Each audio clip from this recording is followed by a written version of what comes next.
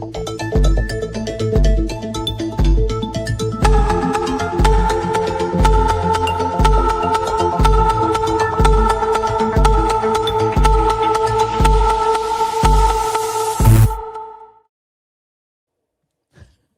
was playing around with the layouts. What is up, App Nation? Welcome to another Friday YouTube live stream where we really break down what's working in the apps today. And today I've got a phenomenal guest who knows all about paywalls and how to help you make more money. Now, we got a new intro video, so turn your volume a little bit down because it's about to come in right now.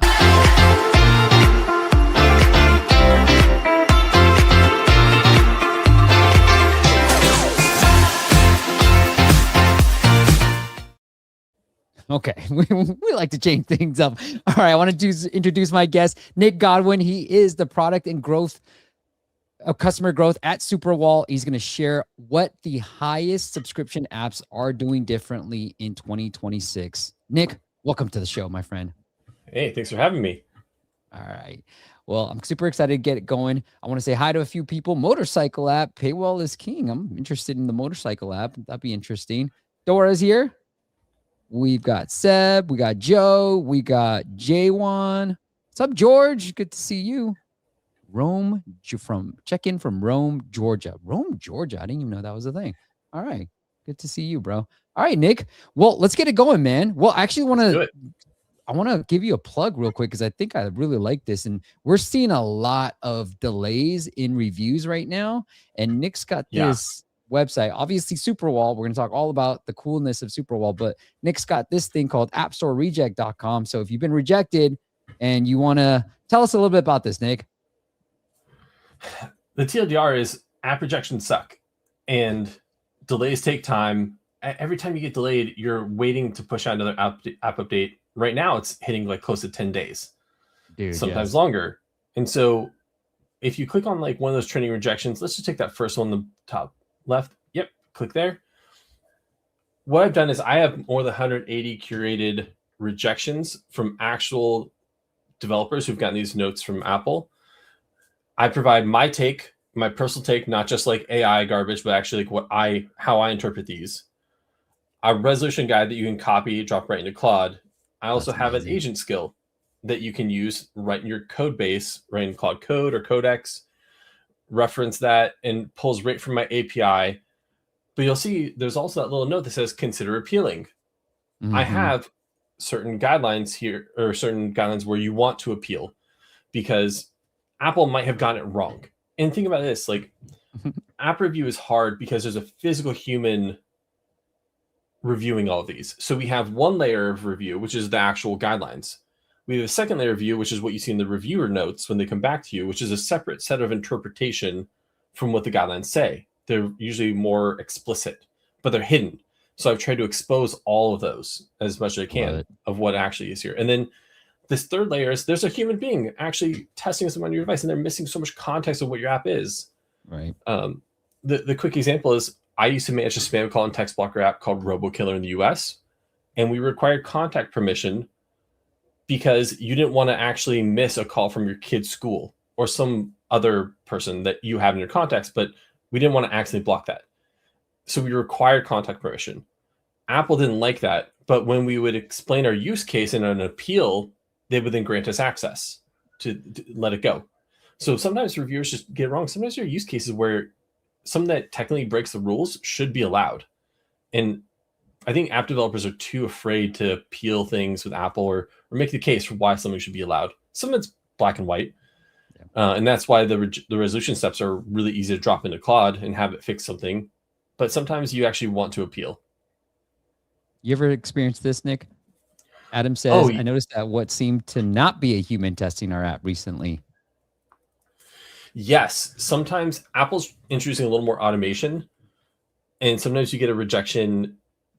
I think it's in response to the vast amount of apps that have been submitted to the App Store the last 6 months. And just in broadly, this is what I see across all the customers I work with. Apple's doing a quality sweep across the App Store. So they're reviewing live production builds and being more stringent during the app review process. That's why it's taking a little bit longer lately. So I've seen developers get a lot of weird rejections or weird notes from Apple, or things that got flagged automatically that shouldn't have been. One of my customers, they had their developer account actually got flagged for something that was a little ambiguous about them trying to manipulate App Store rankings. And there was no timeline, there was no deadline. Usually you get something that says you have 8 days to change this or you're removed. There's nothing. They talked to an Apple rep and turned out it was some automated review that flagged something in their system and then automatically triggered a rejection, but it scared the hell out of them. Yeah. So it's happening quite a bit. Yeah, I like it. All right. Well, let's switch gears a little bit and let's get into some of the paywall side of things, because you got some interesting experiments that you want to share with us. So I'll let you lead here and I can bring up the screen whenever you want us to share your screen, Nick. Cool. Let's talk about like a couple paywall experiments that I think people should be testing right away, that in all of the experiments I run work 97% of the time. So if you want, perfect. So for context, I run close to 200 or more experiments a year across apps, from large app portfolios to CalAI as an example. So I've worked with them for a long time. So I know the ins and outs of how to run experiments at scale, but also what to do and what not to do. I think one of the parts of experimentation is you should learn as much about what not to do as what to do. And so these 4 paywalls, take my learning and move forward with it. But these are 4 experiments that you should work that win in almost 97% of the case of the times I run it. So one is a multi-page, the basic template. You've probably seen it from CalAI and others. I think what people get wrong about this, though, is that they think they just try to cookie cutter replace it. And I think that's a mistake. I think you should understand what we're doing here with this multi-page format, because we're actually creating a narrative for users. So the first page is really about presenting the value prop messaging. So we want you to experience some value prop for free. I think that's key. You should tell them we want you to experience this app for free or this value prop for free. Mm-hmm. The second one is going to tell them, but don't worry, we're going to send you a reminder before your trial ends. So we're going to mitigate that risk a little bit more. And then the last page is really where you try to convince them. There's a bunch of different variations of this. I actually don't like using the timeline. A lot of app developers do, because they see that's what someone else did. I actually like using social proof or a testimonial. So we create this narrative that says, I want you to try this for free. Don't worry, we're going to send a reminder. And then here's the people who say this is good. And you create this narrative that helps carry a user through to the end. Nick, I love that way you said that. If we can hold on here and then we'll get into it. Yeah. I love what you said. We've even tested testimonials versus like the sheer number of ratings and average ratings. Have you seen it? Have you done any tests on that? And I'll tell you which one won for us. Yeah, I've seen things like accolades that says like app of the day or editor's choice or volume of ratings. I've tested recent signups. I've tested one where it's just like a killer testimonial quote with a big life cycle or a lifestyle imagery behind it. Yeah. It varies. You'll find my answer to all this is going to be always, it depends. Test it. Like at the end of the day, I'm going to bring you what I have seen work, but ultimately the data wins out, right? Like in the end, what works for one app may not work for yours. Like an app that uses lifestyle imagery here on this paywall might work well because the rest of the app uses lifestyle imagery. But if I just threw that in there when most of my onboarding is more illustration based, it's going to throw this weird juxtaposition in what works well. But I find app of the day works really well. Killer testimonial. I try to keep it to I find just showing one killer review or killer testimonial works better than showing a carousel. Yeah. We saw a little bit better with the one killer testimonial versus like average rating, the sheer number of ratings. Yeah. So, but I find, like you said, test. If you've ever gotten like app of the day, something, what I find is like, if you got app of the day, most of the time it doesn't actually do much for your KPIs that day, but 100%. It gives you a badge that you can use later. Like that's, I think the thing that's most valuable is Apple acknowledge it. And you're sort of imputing the quality of the product by borrowing authority from Apple. 100%. All right. Onwards, Nick. I apologize for interrupting. No. Interrupt all you want. I'm going to share this so you don't have to worry about this, but this is the anatomy of it. And then compounded KPI impact, we see like on average, like you're going to hit on the floor versus like a standard paywall that's single page, like a 19% ARPU lift. The next one is called Design Your Trial Style Paywall. Now, sometimes it's choose your trial or trial experience paywall. The TLDR here is most apps, when you look at the paywall, they're going to choose usually the decision you're asking a user to make is usually what duration of subscription do you want? Do you want an annual or monthly, or do I want annual or weekly? This paywall design changes that decision-making process around entirely, where users no longer decide, do I want annual or monthly? It's which introductory offer do I want best? So in this case, I've got a paywall with two different states. It's the same paywall. One has an annual plan with a free trial selected, and the other one has an annual plan with a 30-day paid trial selected. Yeah. So I'm going to present two annual plans here with different introductory offers. One's a free trial and one's a pay upfront introductory offer in App Store Connect. And so users actually are deciding, you know what, is $4.99 worth me getting to try this for a whole month versus 3 days for free? And the decision-making change that you give is so novel to users, because most of the time users have no control over what their trial experience looks like, but you're giving them agency over that experience. So I'll give you an example. There's an app called Opal that I just subscribed to. Shout out, Opal's a customer, big fan of theirs.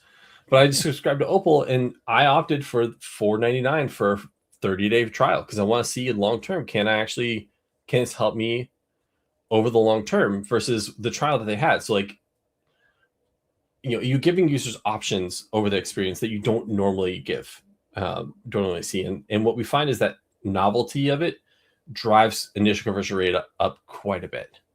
You know what, Nick? I tried this with one of my fitness apps and it didn't work better. And usually I've been a big proponent of this, but I like the messaging. The tweak that I like here is you have trial both places. And so it's this, yes. And you know, when we think about trial, it feels like less of a commitment versus it's like, because we just said like first month for $199 or whatever, right? Or $199 monthly. Yeah. But I like the 30-day trial messaging better than what I had originally. So I want to test it again with this type of format. Yeah, do it. What I actually find what works best now in the newer iterations is I'll actually have this first one say 7-day trial and then free and then 30-day trial $4.99. Yeah. And then you can see the CTA I think is particularly important here because it changes based on what you've selected. So you can say redeem 3 days for $0 or 30 days for $4.99. And we're not hiding the renewal price anywhere. Like we're presenting it here. Sometimes I'll actually put that full renewal price in with the plan selectors and it performs just as well. Nice. So that it says $4.99, then, you know, then the annual price per year. Yeah. Yeah. Okay. And you've seen that work just as well. I like it. Yeah. I like how the paid trial changes too.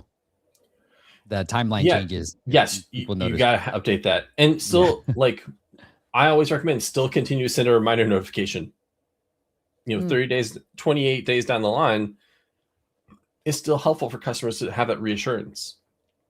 Do you have what I actually like? Sorry, go ahead. No. What I actually like doing is like combining this in a multi-page that I just showed you. Yeah. So that you kind of get the best of, you create like this hybrid between them. Yeah. Do you have any data on the renewals of like that 30-day trial, paid trial? Yeah. So typically what I'll find is whatever the free trial conversion rate is from trial to paid, the 30-day paid trial is the same or maybe slightly higher, but it's really about the same. And there's a like phenomenon of human nature that it's almost all the time 11% of people opt for the 30-day trial. And I mean, like, it's crazy. Like I'll get like 10.7, 11.2, like it's always hovering around 11%. The one thing that I'll say here is the thing that typically makes this paid trial not work is if the 30-day paid trial is priced too low, actually. Like if it's anything $2.99 or lower, it actually doesn't work. It needs to actually be probably close to like the $3.99, $4.99, $5.99. I've even seen like $7.99 for 30 days, and that tends to work better. So there's something about like if you make that too cheap, it doesn't seem real. It doesn't seem valuable enough. That's interesting. Let me look it up right now. I'm gonna go into my A/B tests. I'll tell you exactly what we did before. I think we did 199, and I think you're probably right. Interesting, bro. I like it. Yeah, we did 199. Huh. Yeah. Good I take. have you heard of this thing called a Van Westendorp price analysis? No. The, running the analysis is actually really hard to do, but conceptually, it's you ask 4 questions to try and find the sweet spot for pricing. It's at what point is it so high priced people will never touch it? Right. At what point is it high priced, but people still think it's like people still buy it because they think it's worth it? At what price point is it priced low enough that people feel like it's like a great deal? And at what point is it priced so cheap that people don't trust its value? And I think if you start to do this 30-day trial below $1.99 or below, people start to like not trust it. That's my hypothesis. I like it. I like it. It's a good hypothesis. I want to run it again. I'll keep the paywall design the same, and I'll run it with a $4.99 offer just to see if that performs better. But I love that stat, Nick. Cool. Right. So, Like, bring it back up. Compounding impact. Like I very often will see. See if I make this. There we go. Now it's bigger. Beautiful. Look Cool. at you. Are you Nick? What? Nothing. I mean, stupid joke. We haven't got to dad jokes yet. It's too early. All right. So compounding impact here, you'll see a small trial conversion rate lift, but the big thing is that initial conversion goes up quite a bit. Yeah. Um, That's what we saw. And we saw LTV go up when I have a community that I run, and I was sharing this exact strategy where it's like paid intro offers, and he saw his ARPU went up by 30%, and so did his conversions by like 25%. They both went up by 25 to 30%. Yeah, it's phenomenal. It's like I actually had a problem this year coming with new experiments when apps switch to this. It's like, well, what do you test next? Like that improves so much. Like, how do you top it? Yeah, which is a good problem to have. Yeah, 100%. So transaction ban is the next one. This is sort of like widely debated, but I've run it across so many apps so many times that I've got a bunch of insight here. So a transaction ban is something like a one-time offer that you might show when someone starts to initiate the purchase and then cancels. They close the Apple payment sheet, and people cancel or people tap the CTA for all kinds of reasons and then abandon. Maybe it's price uncertainty, price sensitivity. Maybe the trial length isn't long enough. Maybe they accidentally tapped. There's so many reasons why they might accidentally tap the CTA to initiate. But in all of them, users are showing some higher level intent than just someone closing a paywall. So what I actually don't use paywall decline or paywall close offers most of the time. Typically I use a transaction abandon, and you'll see typically like a transaction abandon happen where like immediately you get a discount offer. I actually don't like doing that. I actually prefer extended trials. I find they perform better over time and perform better by like 20% increase in ARPU. The problem is developers are scared to do it because it delays time to revenue. So if I normally have a 3-day free trial, and then on abandonment, I offer an extended 7-day trial because I'm with some messaging that says like, not like need more time to decide. How about an extended 7-day trial on us? Yeah. Your time to revenue now is extended out 4 days. And that can, if you have a 7-day trial and extend to 14 days, that's even longer. So people get hesitant about the time to revenue. But that renewal price for that extended trial is your standard price. There's no discount there. So you're acquiring users at the same revenue value that you had on your initial paywall. The debate mostly comes from whether or not Apple allows this or not. And so we've actually talked to some reps from Apple and found out like making a one-time offer to users in this scenario is actually allowed. Okay, what Apple doesn't allow are a couple scenarios. One is you can't nag users. You don't want users to feel trapped or nagged. So the mistake that I'll see very often is a transaction abandoned offer takes users to a screen that they can't exit. So users get trapped in a scenario. I actually like presenting like either a screen with a back button that goes right back to where I just left off from, or a drawer modal that actually presents that one-time offer. And what that does is users can always escape. They can go back to what they had. They don't leave the place that they actually just were, so it's less confusing, but users aren't stuck. So they don't feel nagged. They're not trapped in that scenario. They don't have to accept it or abandon the app entirely. So that's one reason why it's a little more compliant to do it that way. I like it. The second thing is Apple really doesn't like when you show a cheaper offer, or Apple doesn't like when you show a better, quote unquote, better offer immediately after the first one. And in Apple's parlance, better equals cheaper. So they very often don't like when you show a discount right after the initial paywall. They prefer if you do something that doesn't present what they call a better offer. Now, a different introductory offer that renews the same price is not in their view, a better offer. It's a different offer. So there is some nuance there that showing discounts is less likely to get approved than presenting someone with an extended trial or a different intro offer altogether. I like it. Yeah, I've seen people get talking about App Store reject. People get rejected because we've shared this strategy privately for a long time, but I think it's commonplace now. But anyways, we've seen rejections for people who just do a discount. Hey, Nick, let me ask you this. Are we able to share this for everybody? Yeah. This Notion link? Okay. Yeah. Okay. I'll put it. I've got it pasted in the private chat, and you can share it wherever you want. Yeah, I'll share it in there. And then we'll put it into the description for those that are watching it. I'm the admin, so I can share a link. You guys can't do it. So the link is now there, so you guys can follow along. And then we do have a question for the paid trial. Joseph, my buddy. Hey, Nick and Steve, I guess a paid trial also allows you to get money in quick for scaling ads too? Yeah, certainly. Paid trial, I think, is awesome. I don't think it performs as well. Like historically, every test I've done just doesn't, it's not quite the same. But the paid trials do get revenue right up front. Asterisk when Apple does the payout, but like it is, revenue up front. So if you're measuring based on like a 7-day ROAS or something like that that you're optimizing on, then paid trials can be a lot more friendly to your ad spend or your ad flywheel. Nice.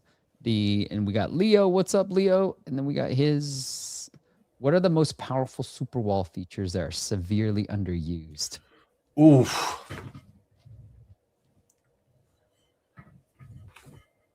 All right, this one I would say is number one. Like we have this feature where on the CTA button, there's two things you can define. What happens when you click on purchase completion, and what happens on abandonment. Okay. And so you can actually define two different user experiences there. So I can say I can actually is it similar to this? Yeah, very similar. Okay. So I can actually decide. You trying to do this on the fly, Nick? I can do it on the fly. No, I'm just wondering what you're doing. It seemed like I'm just going to bring up a browser window. Okay, here I'll hide everything. Superwall is awesome. Yes, this is in our app founders community. We see a lot of Superwall screenshots and tests and all that stuff too. And I think one of the things that I don't think people realize is you guys have onboarding experiences too, right? Like you can build out onboarding experiences on Superwall. Yeah. So let me see if I can share this. I'm going to switch to. You don't get this anywhere else, ladies and gentlemen. Everything is pre-recorded. This is live, baby. All right, Nick. All right. You ready? Let me know if you can see this. Go for it. I can. All right, I'll bring it up. Cool. Okay.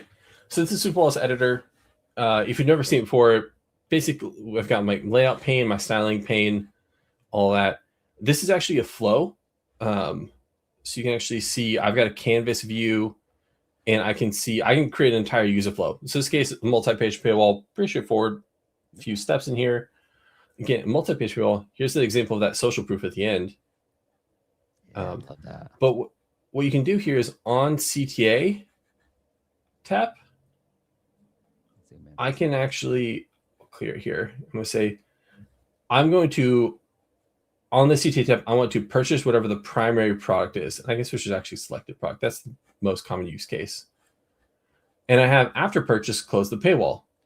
But I also have this on abandoned behavior where if they abandon it, I can decide, you know what, for people who abandon, I'm actually going to pop them in the freemium experience faster.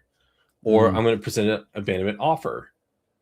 Or, you know what, after they close the paywall, I want them to go to 2 more instructional screens before they actually land in the core product. There's a lot of cool things that you can do to redefine the experience here around what I want the post-purchase or post-abandonment behavior to be. Nice. That's one thing. The other thing that I think gets totally underutilized in Superwall is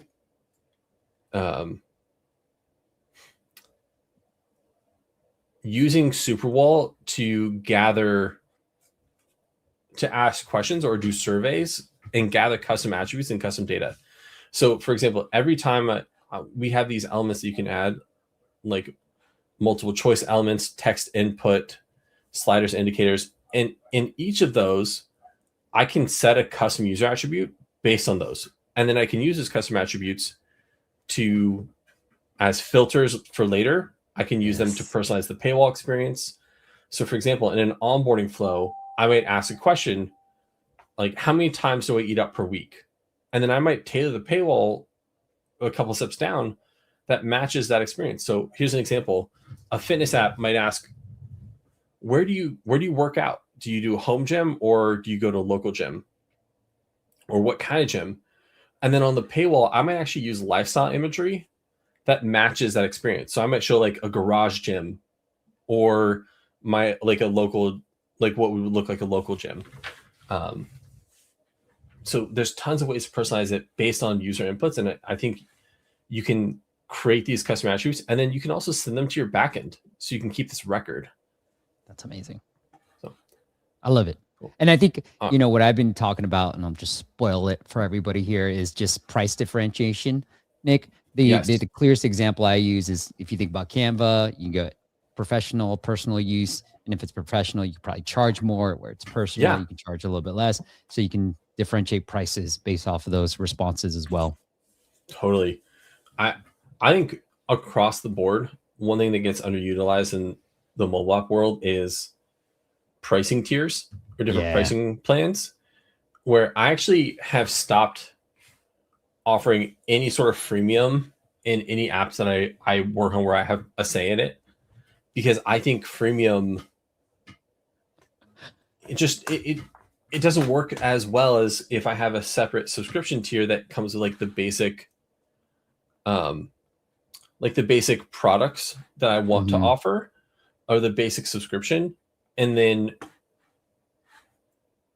I can basically take a step further where like I have now this downgrade tier, or I can tailor it based on user inputs.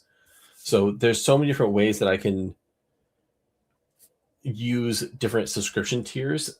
Like the last product I ran, we had 3 different tiers. And what it also allows you to do is self-select into which one they think is the right one for them.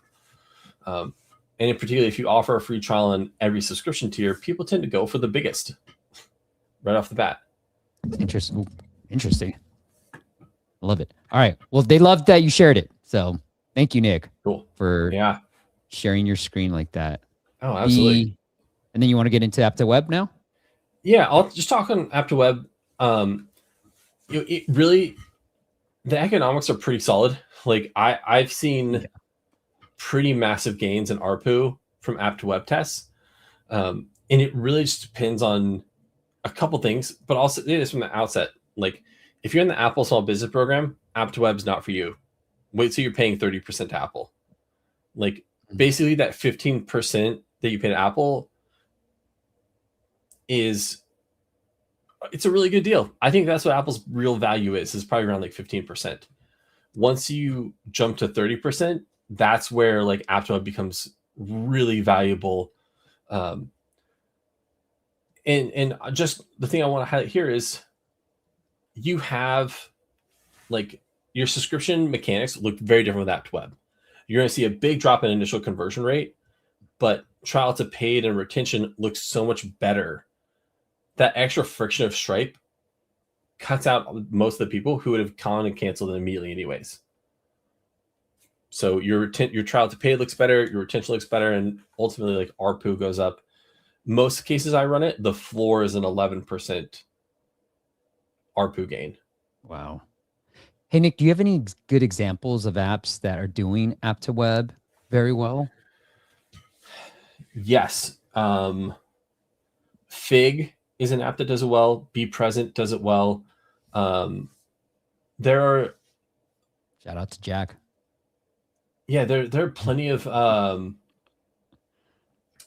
think a couple more.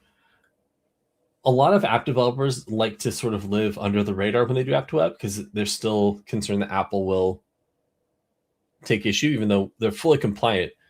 But I also say this, Strava does web tap in a really nice way. They're not Superwall customers yet, but they will be one day. But they have a really nice flow for app to web. But I think, just be aware, like the mechanics look very different in like each part of that funnel. And it can be a little shocking at first when you're accustomed to your current like subscription flywheel.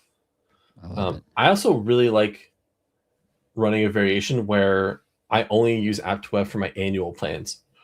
And any weekly or monthly subscriptions, I'm just going to send them to in-app purchase because people who go through that typically have like higher rates of billing issues and billing failures.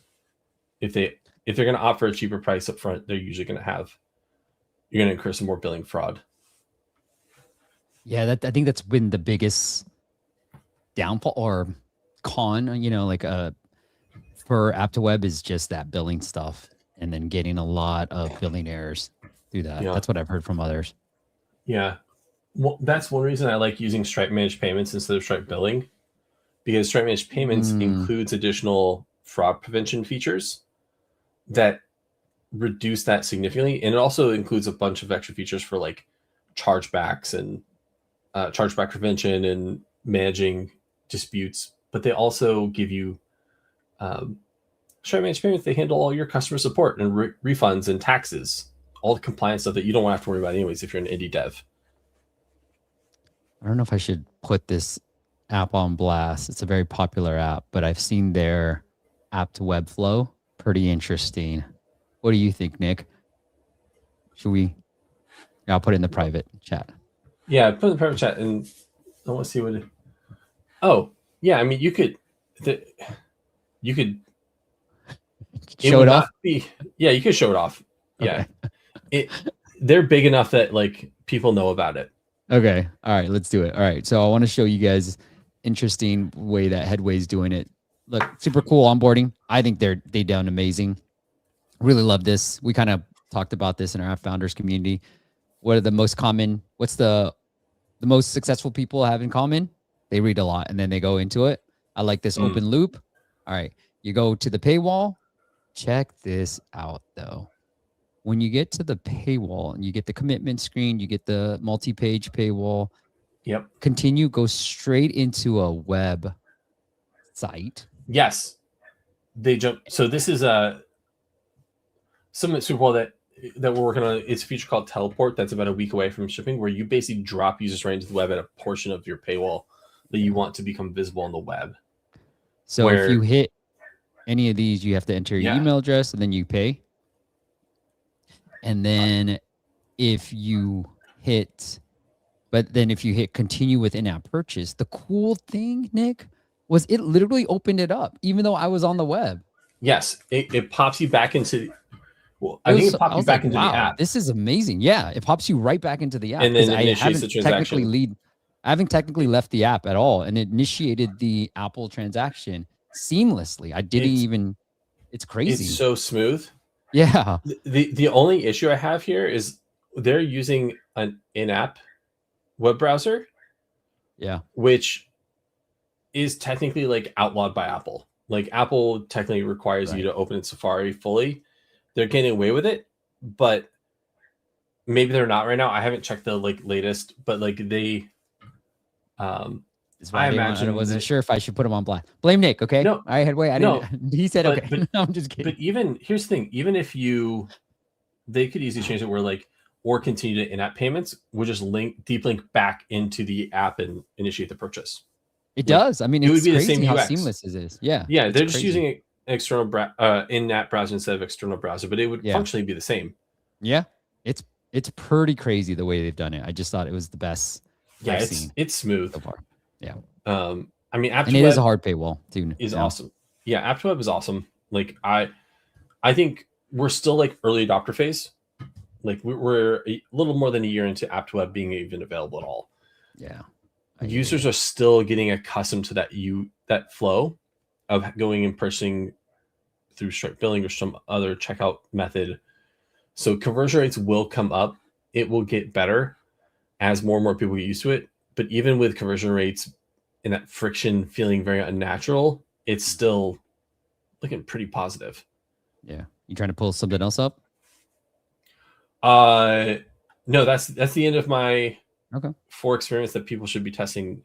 Iris, if you want the link, it is on YouTube. Unfortunately, I can't place links on LinkedIn. So it will be in the updated description. So you can pull it there. Yep.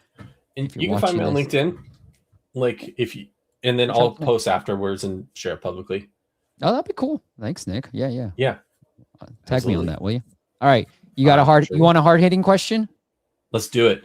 All right, here we go. Mr. MRN 59. So you know who it is, Nick. If developers can create onboarding flows and paywall visualizations using Claude with ease and log every user activity, why use Superwall?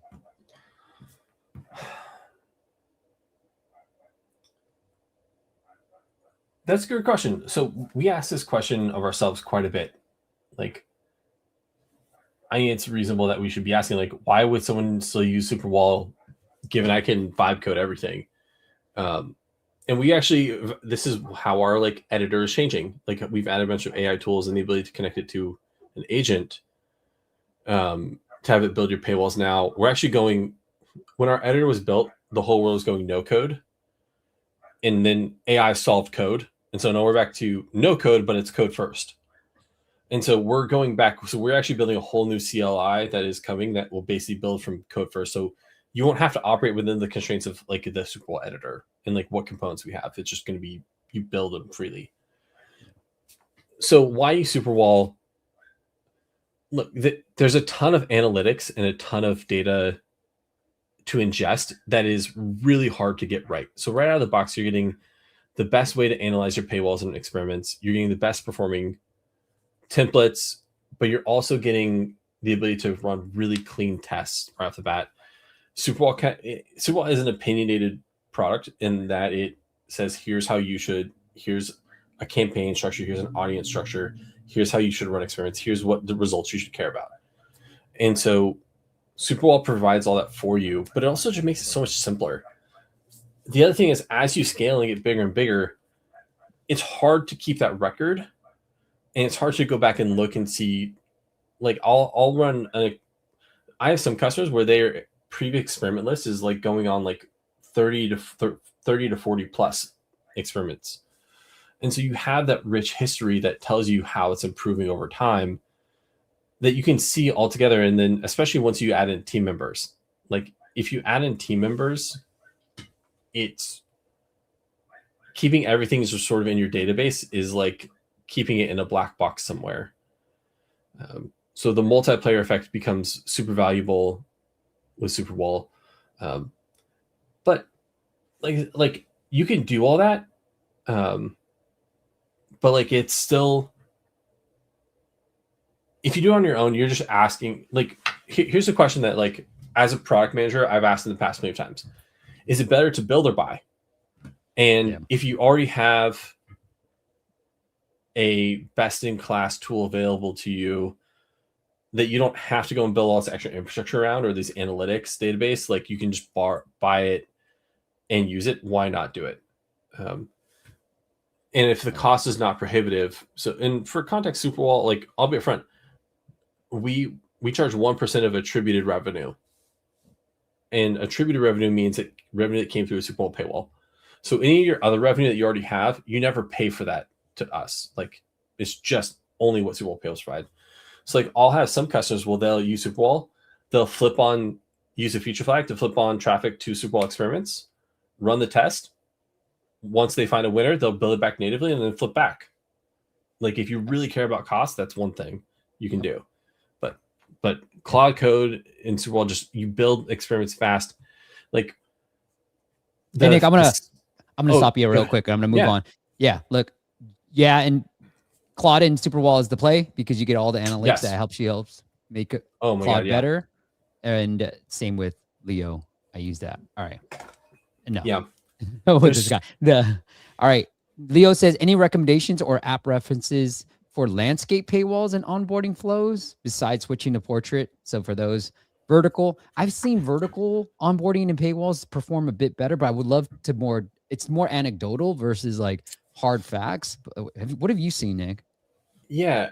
Landscape typically comes up when it's like a game or some like I'm going through some game onboarding. A kids app.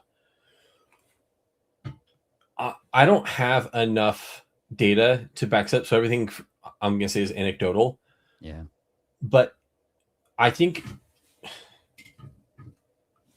a lot of people approach it with what is a good design system or good design structure for a landscape paywall. And they think about organizing information. And I think that's the wrong thing to think about. I think is keep it as functional as possible. Like I want to make sure like the button is in my tappable area. Like I've seen like putting the button, like it feels sort of unintuitive to have the CTA button on the left side of a landscape paywall because you think information should process top to bottom, left to right. Right. And the thing I want people to do after they see information is then purchase. But I think keep things in that tappable area where like I'm using the same thumb I used to always purchase from. Most people hold the phone in the left hand and they purchase with the left thumb. Like that's not everybody, but I think functionality of your paywall works better than making it look pretty. Yeah, Leo, stop it. Leo, just stop. Okay. He's trying too hard to do this. We've tried many months. All right. We got another question. Is it better to let users use the app even if they don't pay, or have less users but paid with hard paywall? Man, this is such a good question. This is the sort of question, this is more about business model. Like, is freemium the right play? Is a semi-free version of the app where like I have like a lot of fitness apps, if you reject the first paywall during onboarding, you'll get like three workouts for free. In that case, they're actually going to like what we call like a reverse trial, where I get a certain amount of access for free and that's gated. What I don't like is having just like pure freemium model, because then you start building for users that aren't providing value to your app and you start to prioritize their engagement. And unless you clearly draw the line and say like free users are in one category and then my paid user in another, and I'm going to pay attention to how my paid users use the product. The only way I would emphasize building for free users is if they provide some additional value. So I think about like, have you heard of the book 7 Powers? No. I think it's Hamilton Helmer. Basically, he says like, what are the 7 things that allow you to have persistent, differentiated profit versus your nearest competitor? And so there's like 7 factors, including branding, network effects, scale economies, etc. So unless some of your freemium users help contribute to that, like the network effect, let's say, yes. Unless like if free users contribute to the network effect and make the whole product better, even for your paid users, then I think it's worth like optimizing for free. If they help with the scale economy in some way, there's basically, it provides some frameworks for ways to think about that. And basically, if freemium users provide some value that helps that in a way that subsidizes their own usage, great. But otherwise, like you end up starting to build for users who are never going to pay you long term instead of focus on the users that are actually paying your bills. Agreed. I like it. Man, you gave me, I got a couple of book recommendations. I thought I read them all, Nick. I was like, you know what? Oh, I got more. All right. I got You more. got your favorite? All right, give me one. Hacking Growth by Yep. Sean Ellis. I'm That's up featured in there. that book, Nick. You are? Yeah. Oh my God. I haven't read it in like 7 years, but it was like foundational for me in terms of understanding how to think about experimentation, how to think about learning, how to think about growing faster. Yeah. So experimentation is key. And I think the way to summarize it is companies that grow the fastest are the ones that learn the fastest. So you want to optimize for speed of learning and not speed of always being right. And if you form your hypotheses correctly, you learn from failed experiments as much as you do what wins. I love that. Shout out Speaking Sean of, do you have a Ellis. failed experiment that you want to share? Yeah. One of those failed experiments was I did a design your trial where I priced the 30-day paid trial too low. And there was like, I fully expected it to do well and it just didn't. That was sort of counterintuitive. Yeah, sort of counterintuitive. Yeah. I'll also say this. Paywalls are like the least intuitive part of app design. Like, here's an example. We have a customer where they had light and dark mode in their app, and they forgot to add dark mode, so they only had a light mode paywall. So they went back and added it, but they decided to run it as a split test, and it turned out the one that was only light mode was the winner. Something about changing like the app's in dark mode, and then when they got the paywall, it was in light mode. It jarred people's attention in a way that somehow improved conversion. So like it's sometimes just counterintuitive. Okay. I think one other thing that I've seen lose very often is I think messaging tests lose more frequently than we would like to believe that they do. What do you mean? Like changing headlines, changing value props, you're making some pretty big assumptions that people will read and understand. So like I ran a test where like I'll give you an example. Like a counterpart of mine, he ran a test where he changed the headline on the paywall based on a user input. So he kind of personalized the messaging to the headline and compared that against like one that had just sort of a standard headline. There's no difference, no result. And so that in that case, that's personalization and messaging combined in one test. And like there's no statistical difference in that. Like sometimes it's just, you would think that tailoring it would prove some conversion, make users feel more understood, but it didn't. I like it. Yeah. Okay, you have one more book recommendation for Joe? Oh yeah. There's a book called The Phoenix Project. Okay, I got a reference in my Notion.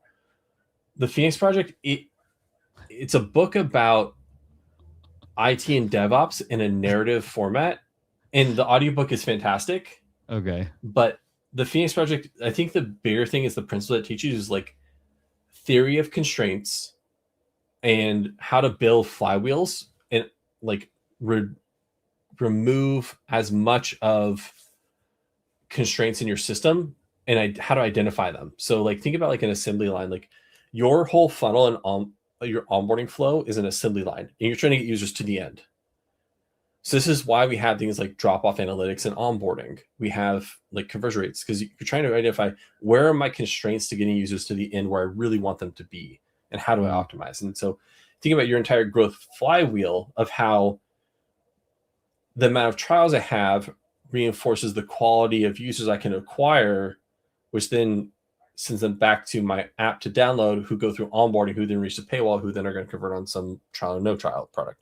It's like you've got this flywheel and you need to be able to identify where are my constraints in that system. So it's a fun book. But it 14 is hours, bro. That's yeah. Sorry. It's not a short read. If you want, there's probably a book that's, honestly, like go look at some blogs because there are plenty of blogs that have summarized the learnings from it. Well, Ro says this live is going to be my app gems playlist. So thank you, Ro. And then Leo says, what should we test first in our paywalls? If you can only test one thing first. Okay. So I'm going to head to one part of my...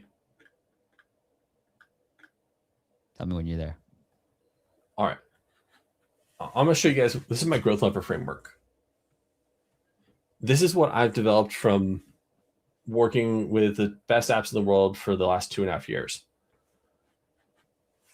Every experiment that you run on your paywall falls into one of 5 categories: pricing and packaging, design, messaging, placement and frequency, or personalization. Each of these levers are broad enough. There's a lot that you can do within them.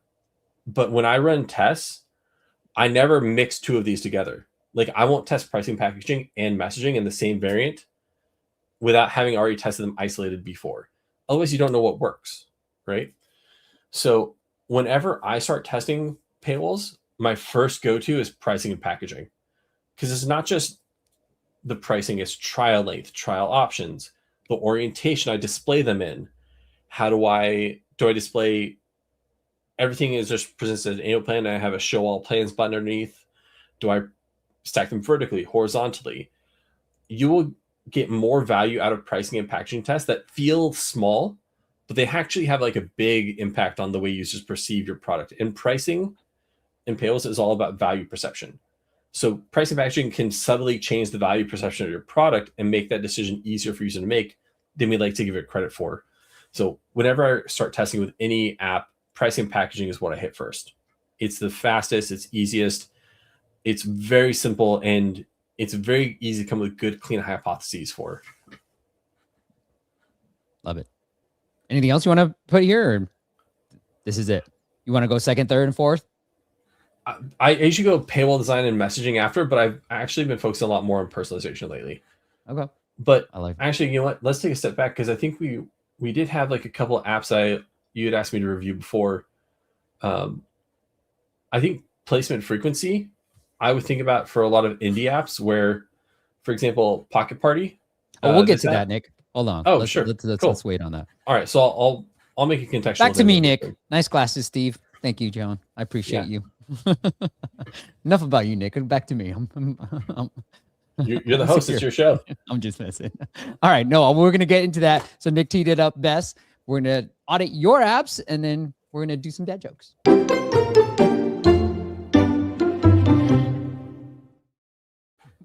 All right, Nick. My son's finally awake. Thank you, Noah. He's finally awake, so he's dancing. Nick, you want to go first? Or you want me to go first, my friend? Are we doing dad jokes first? We'll do dad jokes first. And okay. I said enough about you. Well, okay. Back to me. You brought your son. You brought your son. So my son's also. My son's in preschool. He's been learning the alphabet. And every time I can only remember like 25 letters. I don't know why. I like it. My son's going to college. Okay. Oh, a little different. Yeah, he's chilling right now until he goes off to college in the month. All right, Nick, what kind of exercise do lazy people do?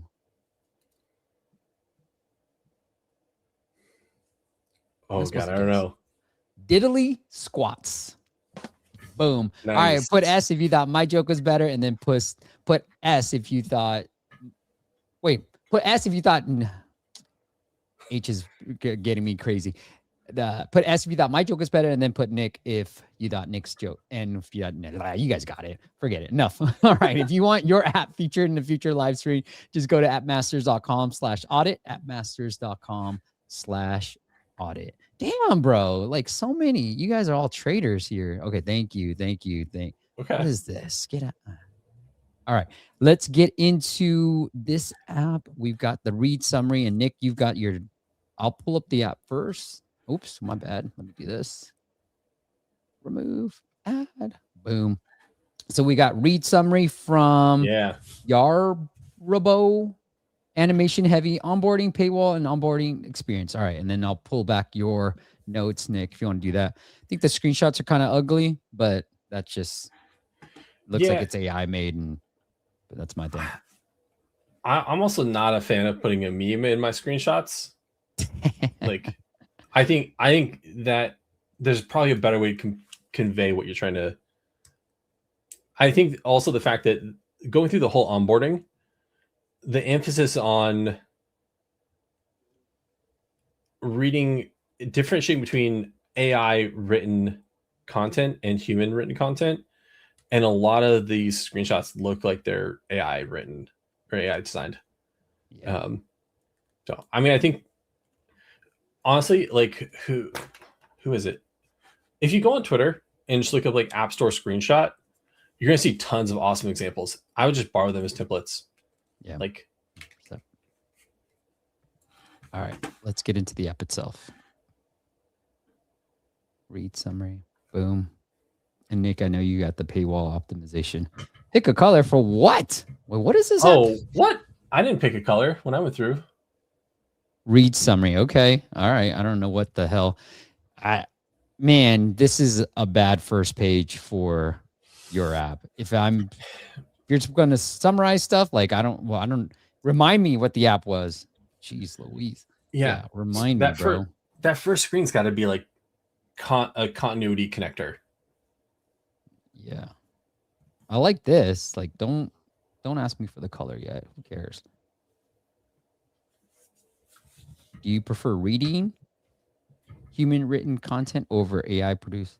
Yes.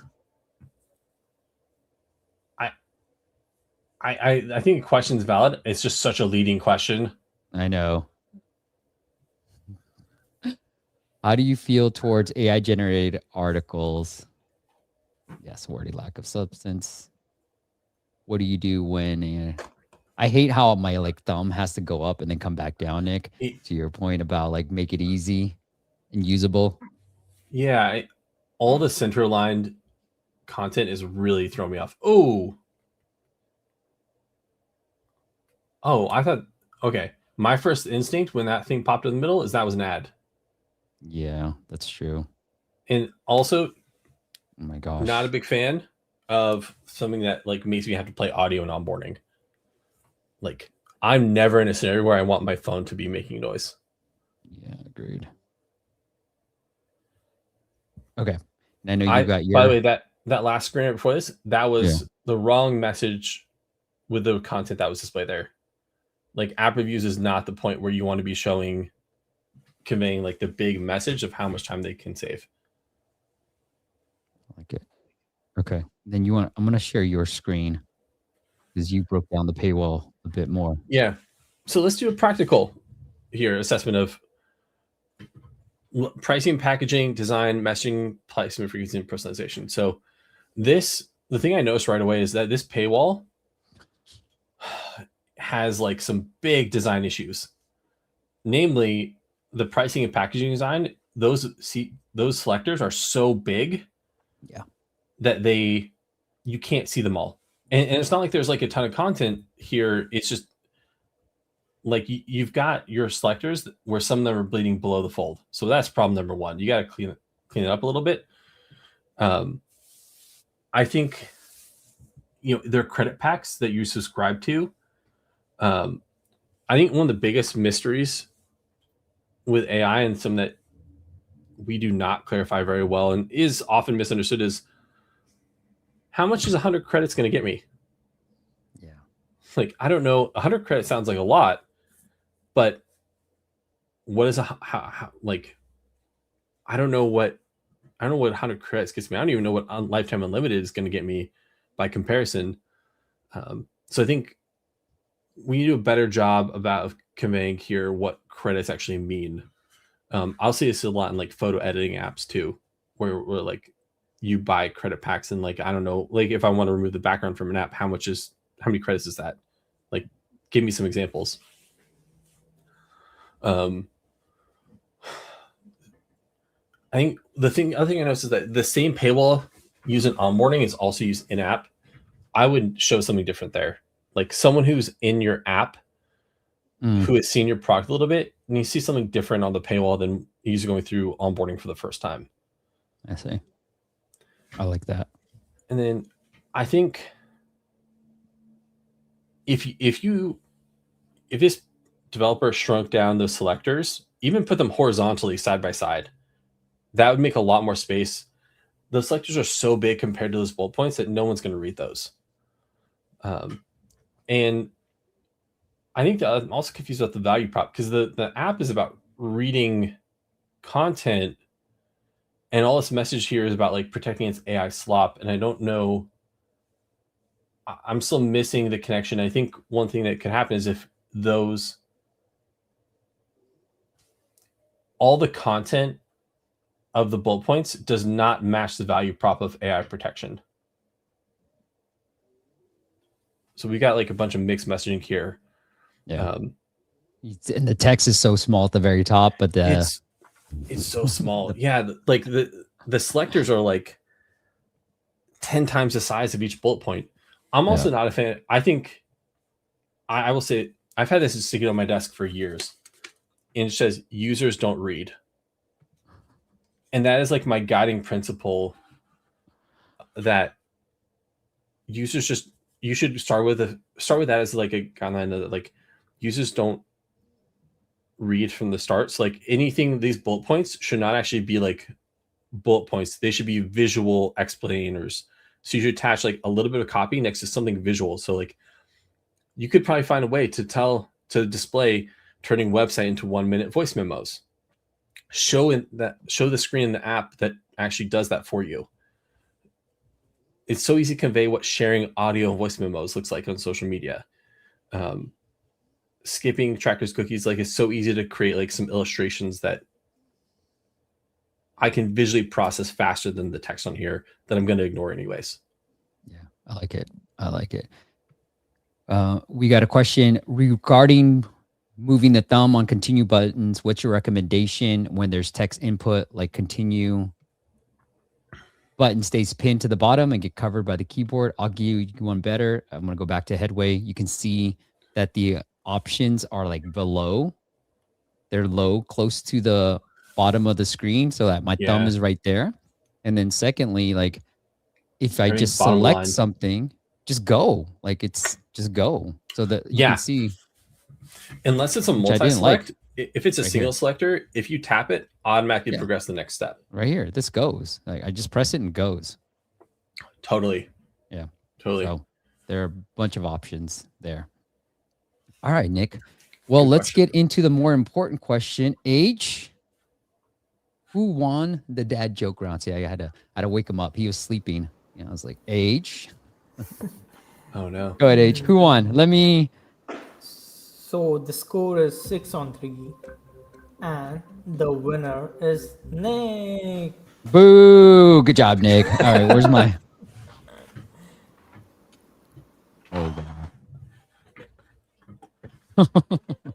That's what I should just play after every one of our jokes.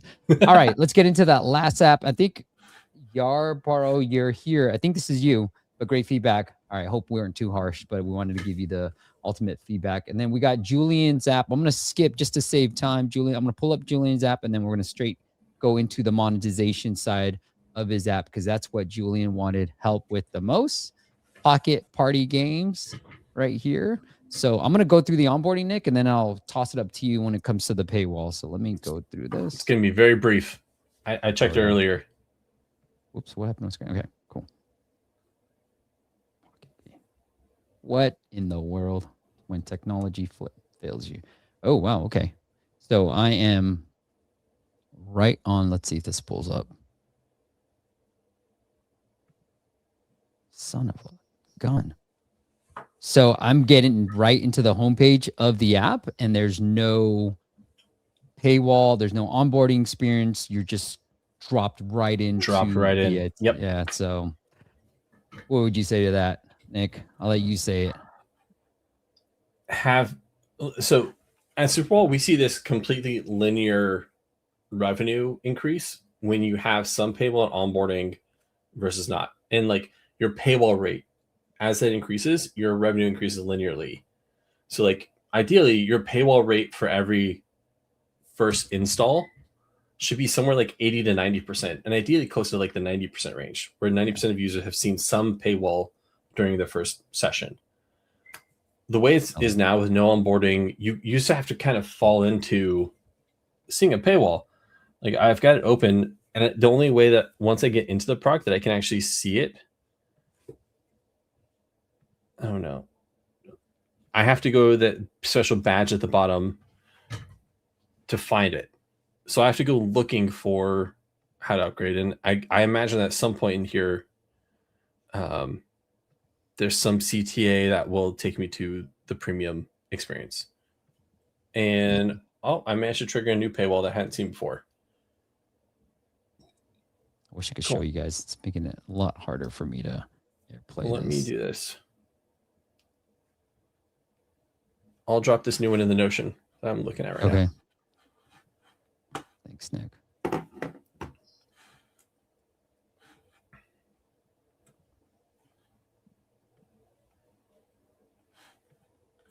Okay.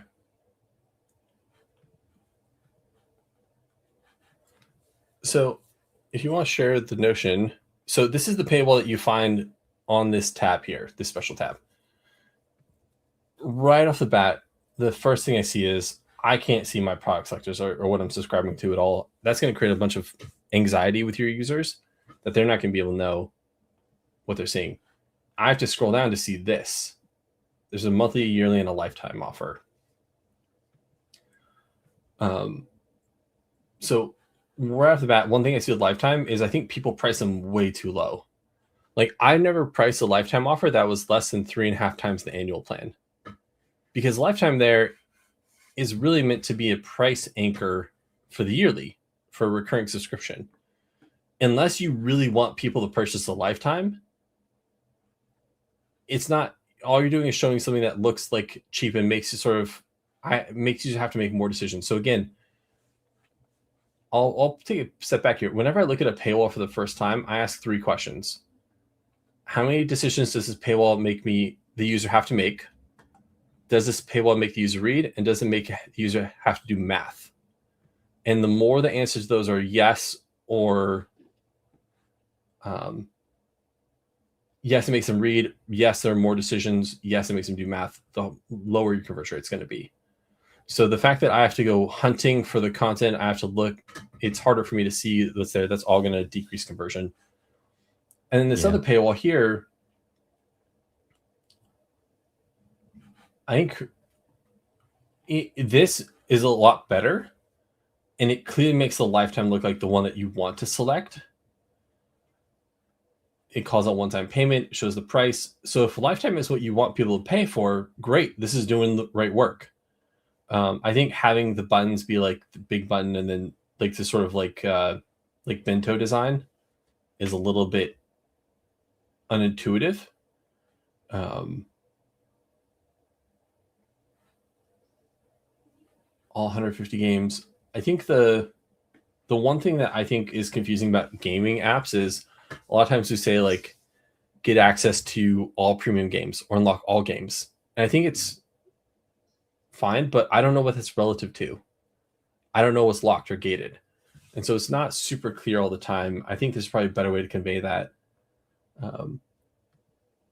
I do like the big social proof up here. I just don't know that social proof is what I care about most when I look at a game, unless it's like some multiplayer game. I like it. I'm gonna pull up this. So this is the main screen. It just loads here. I finally figured out a way to figure out. And then if I tap on this little button at the very bottom right here, that's when I see the paywall. So you want that experience.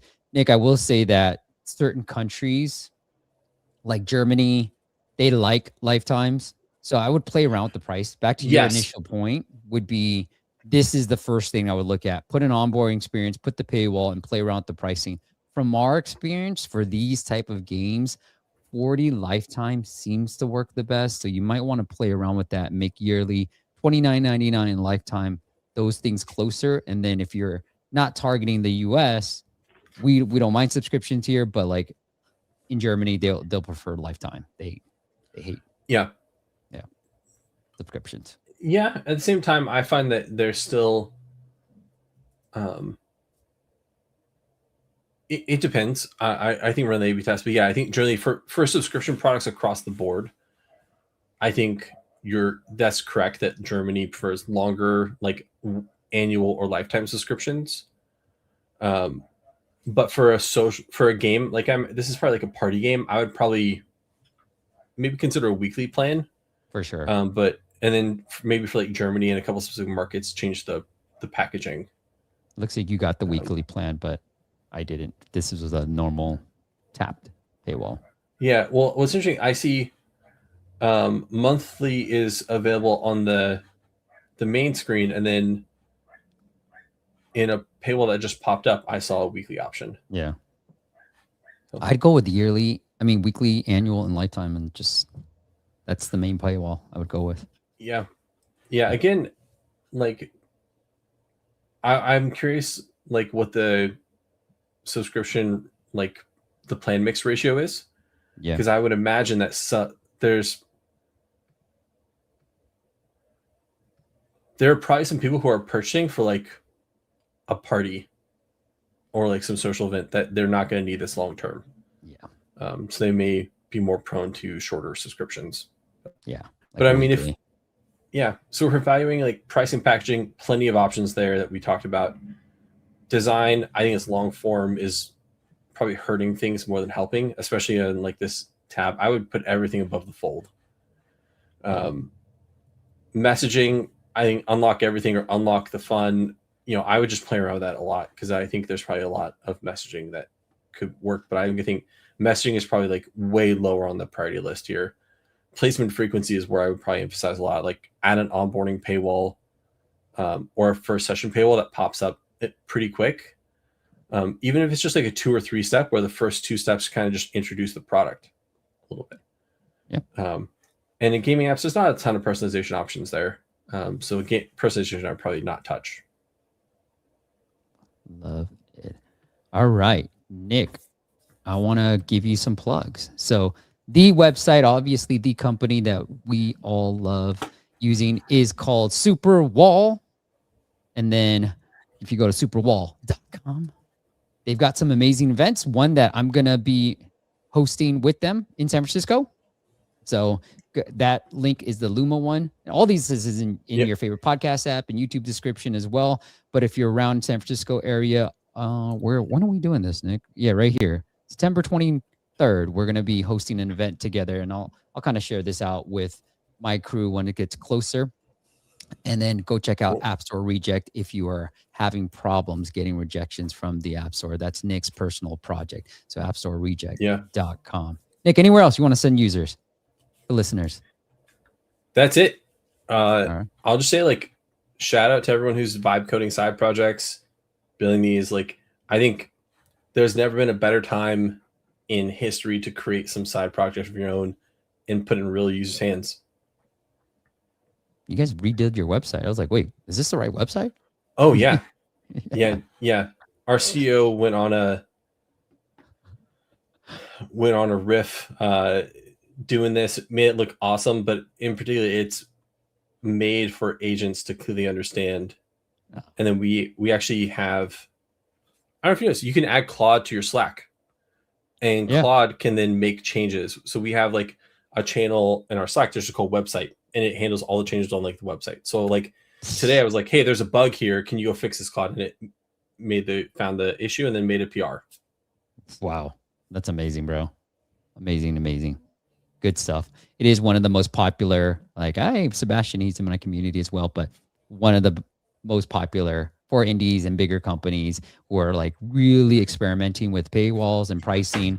Superwall is the one screenshot that I see the most when they're sharing their A/B test. So kudos to you guys and the entire team. Yeah. It's fun. Like Superwall, I'll say this, Superwall's a tool that I always wish I had on the last product I managed. Nice. I love it, bro. All right. Well, next Friday, we got an Egyptian, somebody that we're working with right now, but somebody who followed our advice and really found the keyword first, then decided to build the app targeting the non-US market. He's going to share with you, we don't want to reveal the app, but we're going to share with you his exact strategy for finding these keywords, getting to rank, and getting amazing ROAS on his ads because he's not targeting the US audience. So it's going to be an interesting live stream, and it's an indie developer, which I know you guys are as well. Nick, thank you so much. I hate you for winning, My dad joke won. That's my win. But thank you so much for coming on and sharing I'll come such back for a amazing rematch content. whenever you want. All right, bro. You did kill me quite a bit. So congratulations. All right, everybody. Thank you, Gian. See you. Thanks for the Thank you, stream. everyone. Thanks, Nick, for his awesome insights. Thanks Have for a the great questions. Yeah. Have a great weekend, everybody. I'll see you.